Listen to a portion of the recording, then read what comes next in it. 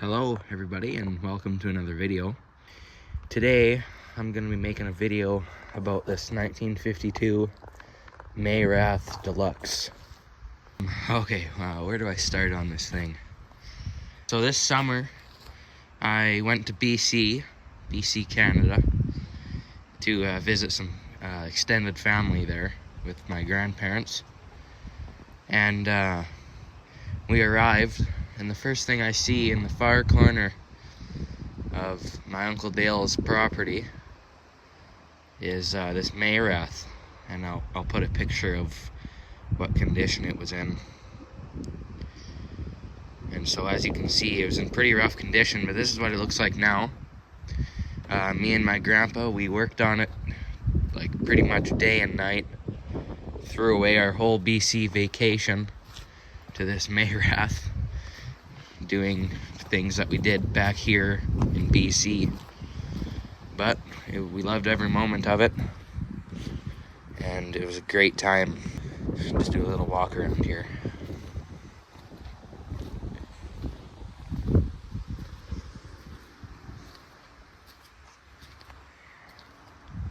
And so yeah, so that sheet metal, it was really beat up. This fender, I think it was this fender, one of the two front fenders, was like hanging on by 2 inches of metal. Thank goodness it was hanging on. It made it a lot easier to put it together. Grandpa said that he cut it, that he was going to cut it off and then weld it all back on again, but I don't think he did. Needs to be straightened right here yet. I don't know why we didn't do that before, but whatever. But yeah, I don't know. We left all the dents in there because every dent has a story, I guess. But especially with this rare and valuable of a piece. And so I don't know. I guess a little backstory on the old mayrath. So in 1949, they built these things without any sheet metal. It was just a pan sheet bolted right onto that drive line right there. There's just a pan metal seat like on the old farm equipment, and that was and that floor pan right there, and that was all that was on there. But in 1952, so they built them from 49 to 52, they put sheet metal on them, and they only built them for a year with sheet metal. They say they built only 200 mayraths, and there's only 13 of them known in the world. This is probably the 14th one. This is probably the only one in Canada, and I own it. As of the deluxe models were the ones with sheet metal. They only built around 60 of them, I believe. And I'm sure only, I think only half of the mayraths that are left in the world are sheet metal, and the rest are no sheet metal. So yeah, I'm not sure the exact model. I'm not sure the exact number. I'm sure there's more, but very low, less than 20 left for sure. But yeah, and so this specific one is number 7 off of the line. I'm not sure where the serial number is. Yeah, I think it's on the back diff somewhere, maybe. Right there, on that tag right there, I think. Right there, I'm not sure. I don't know, that's the gear ratio and the diff. But yeah, I'm not sure where the serial number would be on this thing, but it's somewhere. Grandpa's buddy found it, and he figured that it was number 7 off the line, and that's believable. And so who's mayrath, and like why was this thing built? Well, let me get to that. Here is a mayrath auger. They built grain augers back in the day, back in the 40s, all the way up to now, actually. And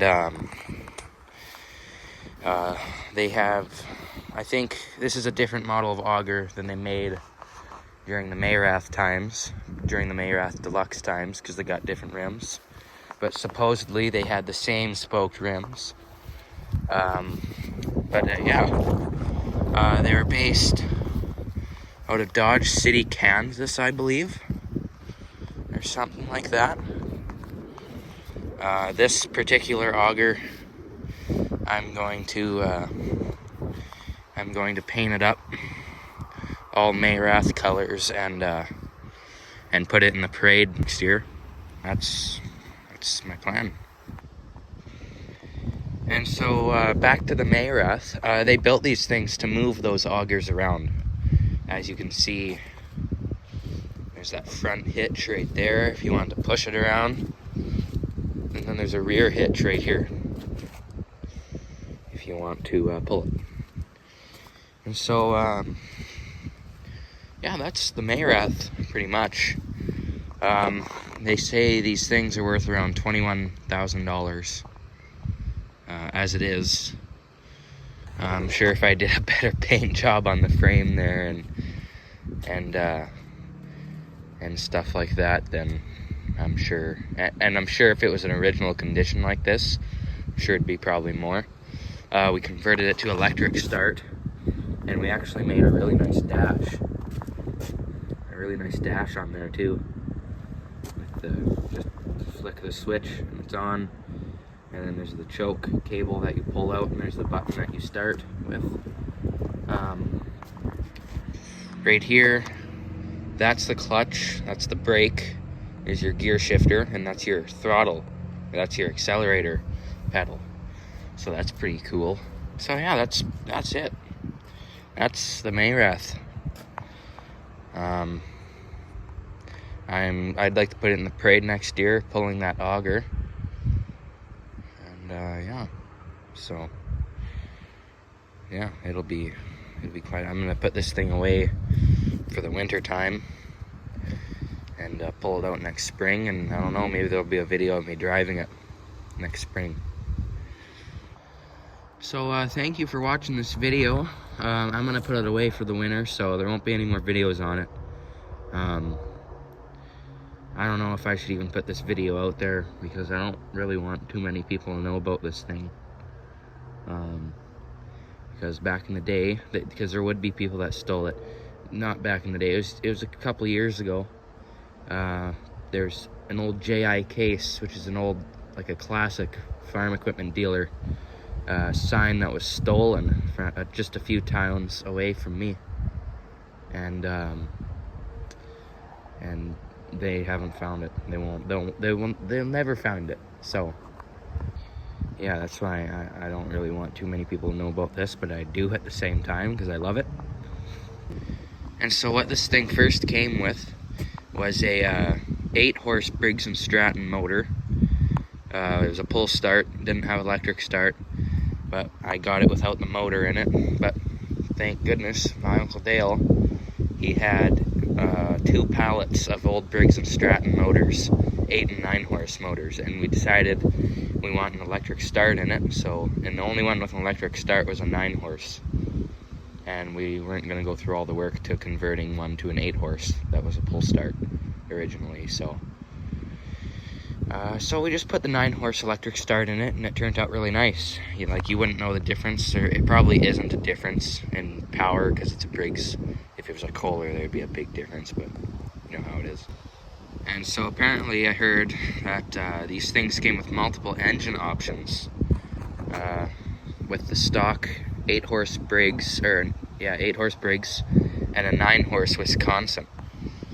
I'm not sure, I've never heard of that before, but apparently that's, yeah. And multiple paint colors too. These things, apparently you could get multiple paint colors with them, or for them, like green, red, blue, stuff like that. And so I said to myself, if I ever get another mayrath, I'm gonna make it like blue or something with red rims. I think that'd be really cool. So thanks for watching this video, and there should be more videos about it in the springtime, and of me driving it maybe, but there won't be too many videos like this. And so yeah, I'll see you in the next video.